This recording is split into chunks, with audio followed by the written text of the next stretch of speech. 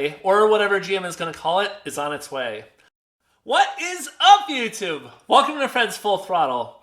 Well, I stepped away for a little vacation, and after a few slow news weeks, all of a sudden, we have all kinds of news. This is a short week for me as I'm headed off to the Porsche Experience Center on a trip with some friends at the end of the week, but I wanted to squeeze in a quick video. Up first have been several black Z06s that were spotted.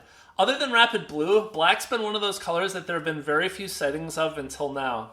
A couple of test cars and a Stingray were spotted, and it gives us a good perspective for what the car looks like. There is a video floating around of what might be the same car, but unfortunately the quality really isn't that great. Also, unfortunately, we didn't get any side pictures of this car, so we can't really see that wishbone intake on the side or the carbon flash metallic trim, but we still get a pretty good overall sense of what the car looks like. I think it looks pretty sinister in all black, even without the high wing. I'm sure there's some people out there planning to do a fully blacked out car, maybe with red calipers or the red dipped interior, and I think that's probably going to look really awesome. Now up next, we have two different Z06s spotted in Elkhart Lake Blue Metallic.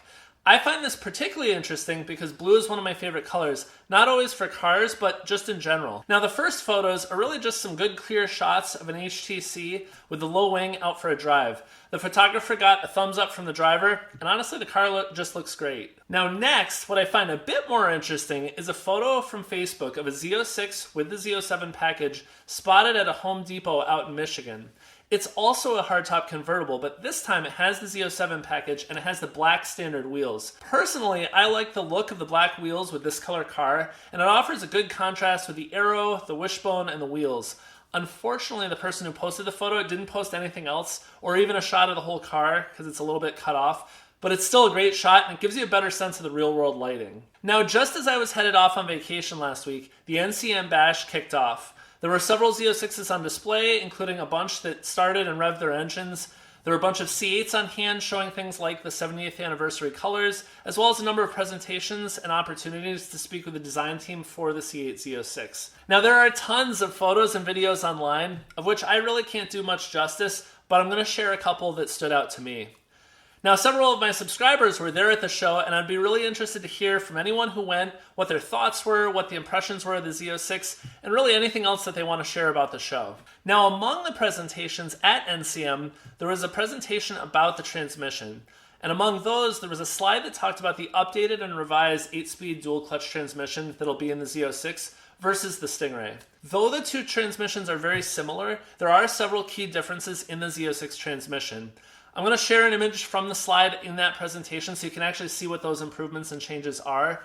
With some of the recent issues of the C8 Stingray transmission making some headlines, it'll be interesting to see if any of these revisions address those issues or not. Now, as of right now, there still isn't a great picture as to the size and scope of this transmission problem in the C8 Stingray, or what percentage of cars are actually having these issues. This, of course, has owners and prospective buyers pretty alarmed right now, and I don't blame them, especially as there really are more questions than there are answers at the moment. For my part, I'm watching the situation pretty closely, and as soon as I have enough details, I'm actually going to do a separate video specifically on that C8 transmission issue. Right now, though, there really isn't enough data to be able to provide much to share with you. Stay tuned though, as I'll cover it as soon as I have a bit more concrete info about the scope, the causes, and hopefully some remediation options. Now, another piece of interesting information that came out during the NCM Bash involved everyone's favorite topic of speculation, Z06 cars with a side corner exhaust. While many people were clamoring to say that those were E-Ray test cars, during NCM, those rumors were dispelled. They are indeed Z06s, however, they are test cars for the international market. Corvette bloggers spoke with several of the engineers that were at the show, and rather than all the side exit cars being old test cars, it turns out that the side exhaust actually allows a little bit more room for the gasoline particulate filters, which are required in other markets like Europe and Australia. The simple answer as to why this wasn't answered sooner was that those engineers said it just wasn't that interesting of a story, and they didn't go out of their way to announce it, but would have been happy to talk about it had anyone actually asked them sooner. Turns out that sometimes the simplest explanation is the truth, even if others are beating the drum that this was an E-Ray at every turn. Now, speaking of the E-Ray, you may have also noticed a pretty amazing video released by GM across all of their social media about a week ago. Just before I left for my trip, I opened up YouTube, and to my amazement, Chevy had unveiled a teaser about the E-Ray. Showing a test car with the front wheels spinning at a launch, and then doing a huge lazy drift across a whole bunch of snow, sent a very clear message. The E-Ray, or whatever GM is going to call it, is on its way. Long rumored, due to a patent for batteries in the C8, the car is the first hybrid Corvette ever to be offered. In an interview with CNBC a few days later, Mark Roos said that an electrified version of the C8 will be released as early as next year, and then following that will be a full electric Corvette. In the initial C8 Z06 unveiling video from GM, you'll even recall that he mentions that the Z06 is just one of several other high-performance variants of the car.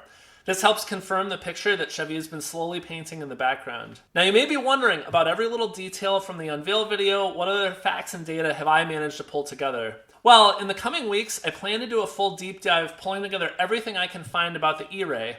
Now where I differ from many other YouTubers is I'm going to rely as much as possible on confirmed info, video, pictures, interviews, rather than just wild speculation, and provide as accurate a picture as I can for the car. With this week's travel though, and the upcoming deep dive, it'll likely be a couple more weeks before I can get all of that E-Ray info together and filmed, but rest assured it's coming, and already I've been piecing a few things together. Now this week I'm not doing a viewer's ride section. This is really just due to my limited time to film, and I wanted to do justice to any of the cars that people have sent in to me. Now as a reminder, if you want to see your car on my channel, please send me an email at fredsfullthrottle@gmail.com and include a few pictures of your car and probably some information about it. It doesn't have to be a Corvette, just a car that you enjoy. So thank you for watching. I hope you enjoyed this, and until next time, Fred out.